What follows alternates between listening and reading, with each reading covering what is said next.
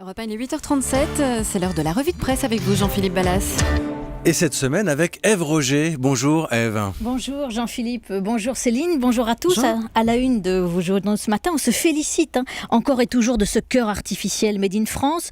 Prouesse technique et marché prometteur pour le monde, les clés d'une réussite française pour le Figaro.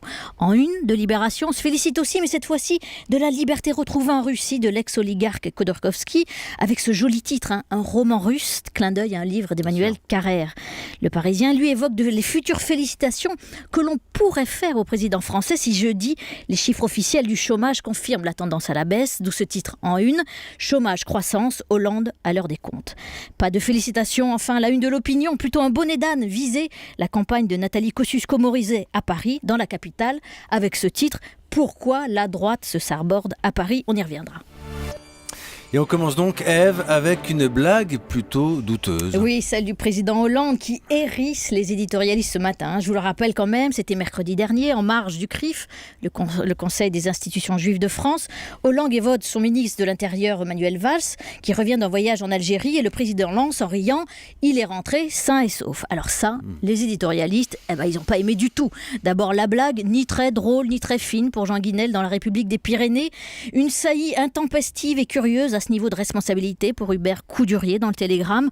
Faute politique, lance même Patrice Chabanet dans le journal de la Haute-Marne. Et Coudurier de conclure, on conseillera respectueusement à François Hollande de se prendre quelques vacances pour les fêtes de Noël au lieu de s'en priver pour faire bien.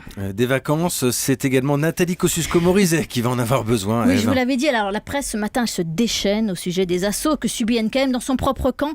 C'est le retour de la machine à perdre, se lamente le Figaro. Un week-end classé noir pour Nathalie Kosciusko-Morizet, écrit Libération.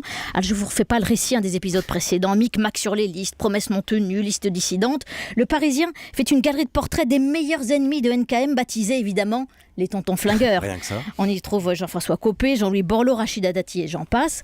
Mais le plus instructif ce matin, c'est l'édito de Guillaume Tabar dans le Figaro, qui nous rappelle qu'à l'époque où Chirac s'est lancé à l'assaut de la capitale, c'était pas mieux à droite, les rangs n'étaient pas plus serrés. Le Chirac d'alors, dit-il, n'était pas plus enclin au dialogue que la NKM d'aujourd'hui. Sauf que, à l'époque, la droite croyait en sa victoire. Cette fois, non. Les élus de la droite parisienne sont apeurés et résignés face au sondage, écrit Tabar qui regrette. NKM devient bouc émissaire avant même d'avoir pu déployer sa campagne. Et maintenant, Ève, une histoire de crocodile, c'est ça ? Oui, c'est ça. J'ai pas pu m'empêcher de faire le lien entre les déboires de NKM et cet article formidable sur les crocodiles. Sans Allez blague. savoir pourquoi. Déjà le titre, les crocodiles, les rois du guet-apens. L'article évoque une étude anglo-saxonne qui fait tomber toutes les fausses idées sur cet animal. Il peut sembler bien fruste, nous dit-on. Une gueule tout droit sortie de la préhistoire, une propension à faire la sieste. C'est le contraire. Les chercheurs ont observé que les crocodiles utilisent des leurres pour capturer leur proie. Par exemple, à la saison où les oiseaux fabriquent leur nid avec des bâtons et des brindilles, les crocodiles s'installent sur la rive et posent sur leur museau, devinez quoi ? Des bâtons. Et effectivement, les oiseaux se jettent dessus et se font avaler. Dans la droite parisienne, il y a visiblement des crocodiles et des oiseaux. Tout autre chose maintenant, les suites du crash d'hélicoptère en Gironde où se trouvait, on le sait, le nouveau propriétaire chinois d'un vignoble du Bordelais. Alors oui, tous les articles ce matin insistent sur l'aspect répétitif de la tragédie dans ce prestigieux château de la Rivière. C'est le 3e propriétaire qui meurt accidentellement. Alors y a-t-il une malédiction sur ce château ? Voilà la question qui est posée ce matin dans la presse. Et elle paraît d'autant plus pertinente que l'épouse chinoise du milliardaire prévoit demain une cérémonie de purification du château. Alors le Parisien est allé interroger, vous n'allez pas le croire, un magnétiseur. Et ce magnétiseur qui se dit spécialiste, je cite, des lieux hantés, on rêve, confirme que ce type de cérémonie peut s'avérer utile pour libérer les énergies négatives d'une demeure. En réalité, rassurez-vous, on est complètement à côté de la plaque. C'est une cérémonie traditionnelle chinoise, explique au Figaro le maire de la Rivière, qui n'a rien à voir avec le drame. Chez les bouddhistes, chaque emménagement entraîne une cérémonie de purification. Europe 1, il est 8h41. Et on va terminer, Ève, avec le bulletin de santé de François Bayrou. Oui, c'est la République des Pyrénées qui a recueilli l'interview exclusive du leader du MoDem après son accident samedi sur un grillage au bord d'un stade à Pau. C'est pas drôle, ses blessures sont graves, mais à la lecture de son témoignage, on peut pas s'empêcher de rire. Il raconte « J'étais de bonne humeur quand j'ai vu que le portail était fermé.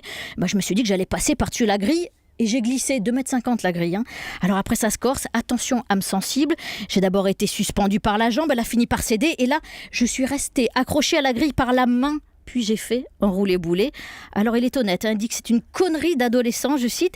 Et c'est vrai que sur la photo, avec ses pansements allongés sur son lit d'hôpital, on dirait qu'il a 14 ans et qu'il nous dit, bravache, même pas mal. Voilà, quand on est supporter, que voulez-vous.